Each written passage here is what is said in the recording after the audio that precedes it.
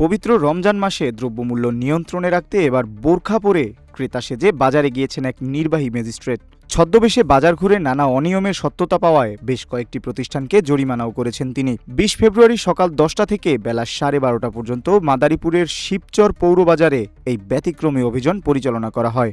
ভ্রাম্যমাণ আদালতের এই অভিযানের নেতৃত্ব দেন শিবচর উপজেলা সহকারী কমিশনার ভূমি ও নির্বাহী ম্যাজিস্ট্রেট শাইখা সুলতানা।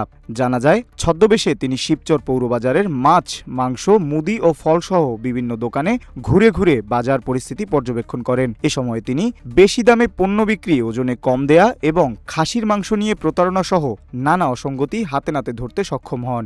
অভিযানে ভোক্তা অধিকার সংরক্ষণ আইনে মাছ, মাংস, ফল ও মুদি সহ 7টি দোকানকে মোট 12,000 টাকা জরিমানা করা হয়। পাশাপাশি এ ধরনের অনিয়ম থেকে বিরত থাকতে বাজারের অন্যান্য ব্যবসায়ীদেরও কঠোরভাবে সতর্ক করে দেন তিনি।